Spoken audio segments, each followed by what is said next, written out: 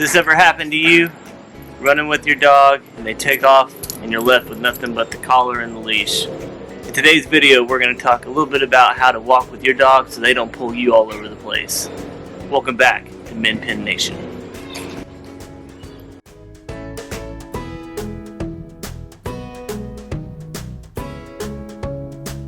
Hey guys, thanks again for joining me this week. I'm very excited once again to be with you. If this is your first time with the nation, make sure you subscribe below and let us know down in the comments so we can welcome you properly.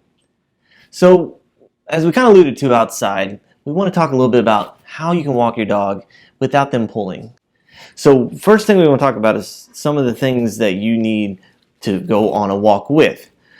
So, I got both of the collars of here. These are just the collar, the cloth type collars here. I don't recommend really anything else. Obviously there's the choker collars and things like that, but you don't really need those if you go through the proper training that you need in order to walk your dogs effectively. So this one's Blitz here. Like I said, we just got them off of Amazon, and everything we talk about today I'll make sure to link down below. And then, if you have little Miss Zoe, she likes, the color purple is her favorite color, so we got that one for her here. Now when it comes to walking on a leash, we've actually had this one for a while, and I actually don't recommend this, especially for the first time owners or just the first time trying to do training. And that's the classic leash that you want to stretch out and just let them walk wherever they want to go. Now they may enjoy it, and it may be a nice thing when you're just letting them kind of explore, but if you're actually taking them on a walk and you're wanting them to stay next to you and not, like I said, start pulling and veering all off, this is definitely, once again, not the way you want to go. Okay, so bringing that up, we have the next leash, or the leash I would recommend, and this is just your standard 6-foot leash. This one's actually a little bit smaller. I say standard 6 foot. This is probably about 4 feet, and the reason I like this one is because it makes it even easier for you to keep them next to you. Because even Blitz, my bigger Min Pin, I guess even Zoe would be more, I don't ever use the whole thing. So never, this loop here will never be used, and I don't ever, like I said, have them fully stretched out. It's usually always, half here, and then if my kids are walking the dogs, obviously it's even smaller. Because the whole point is that it should be a loose leash, but it should be like right there. And so I like to keep it right where it's not going to be tense, but then it's right above that. So therefore, if you did need to tense it up or hold it for any reason, you're not trying to do the classic pulling like you're about to be taken for a ride. So that's the type of thing that I recommend there. Now I do have these as well. These are the harnesses. So this is Blitz's harness that we will use from time to time. I recommend when you start training not to try it without a harness. But we do use the harness here, and just a standard harness here, and then Zoe's harness right here for her. Obviously the main thing with the harness is you want to make sure that it's going to go, obviously it's going to have full coverage, and Zoe's is probably even better.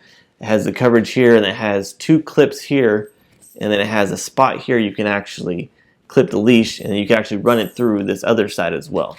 Okay, now that we've got all the gear out of the way, we need to start thinking about how we're going to approach this mission that we're on right here. So the mission you're trying to accomplish is obviously to get them to walk by your side without pulling and to follow you wherever you're going to go.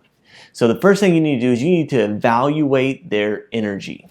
And so when I say evaluate their energy, what I'm really talking about is depending on your dog and your dog's age when they're going to this type of training, or just in general when you're going to be taking them for a walk, if they are a high energy dog, which most Min Pins are, the best bet for you is going to be to do some pre-exercise with them.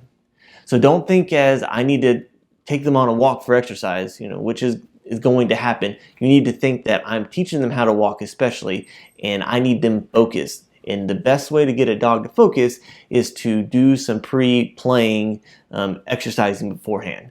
So whether that's throwing the ball with them, or that's playing tug of war, or running outside in the backyard for a little bit and having them chase you around, or spraying around with water, whatever it is that you can figure out that your Min Pin likes to do and you can run around with them, that's the best thing to do before you start with their any type of training, but even going on a walk. So now that you've had their energy all expelled and they are ready to go, we need to start small. So when I say start small, you don't want to just take them to the Super Bowl right away. We need to start with training camp, and that starts either maybe in your hallway or maybe in your backyard, depending on what situation best fits for you. And so you're going to take them, you're going to go through the same motions that you would want to do. So once you have them in the backyard, the big thing you want to do is you need to make sure that they are focused on you. When it comes to walking your min pin, you have to be number one. So the way we're usually going to do that is we're going to do that with the classic reward system. So as you begin walking them, you're going to have a handful of treats in your hand already in the other hand. And the key here is you need to be rewarding them more often than you think. So as you're walking them, and the whole point here is not necessarily just to keep them like fed and like focused on the treat. It's for the focus to go from the treat to you. So as you're walking them along, you're giving that treat, every 3 to 5 paces at max, you're feeding them that treat, you're feeding them that treat. And the main thing is, like I said, they see it's coming from your hand, but it's almost coming from you. So they need to be seeing almost your face coming from a sense of power, not just shoved in their face as they're walking along, like I said. So that's a very key point to make sure that you have that going and that, like I said, you're rewarding them. And if you run out of treats, it's key that you see that you're getting onto your last treat. And the best thing is probably going to be to stop and maybe even put them into a sit position or something that they're just looking at you. Because what you don't want to happen is you're starting to dig for more treats, and then that's when they start to take off because now they're distracted. So what if you're having issues? So some of the main issues that you're going to run into is obviously maybe the dog's not as interested in the treat, or maybe you go into they're interested in the treat, maybe in the backyard, but then they're not interested in the treat when you go out, in live action. So the key thing there is normally people run into that when they go straight from I'm in the backyard and then I go out to the street and I go right to the main part of the busyness, I guess. So what you want to do is you want to kind of level them up. So if they're in your backyard and they're doing well and they're walking with minimal distractions, that's when you want to try to find things that distract them. If you could bring something into your backyard, whether it be, if you have kids that can do something or other animals that kind of get them riled up a little bit, start there. They may know them, so it may not be the same as if they're out on the street walking, but it will still help them. So and then continue to add distractions like that. And then when you take them out to walk on the street, you need to make sure that you do that in small chunks as well. So instead of saying, hey, I'm going to walk them 2 blocks down the road, maybe you walk them 3 driveways down the road, and then you turn around and come back. And maybe they had one distraction or one set of smells or something, and then they learn, once again, all the training we've already talked about with, rewarding them, and then they see that it's a good thing. Now, what if you're out and you run into a distraction and they start just to go? How do you accomplish that?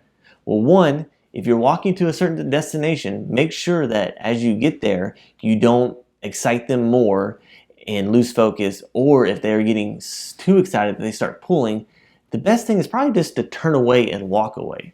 And as they start to turn and walk with you away, that's when you reward them as they're walking away from that distraction.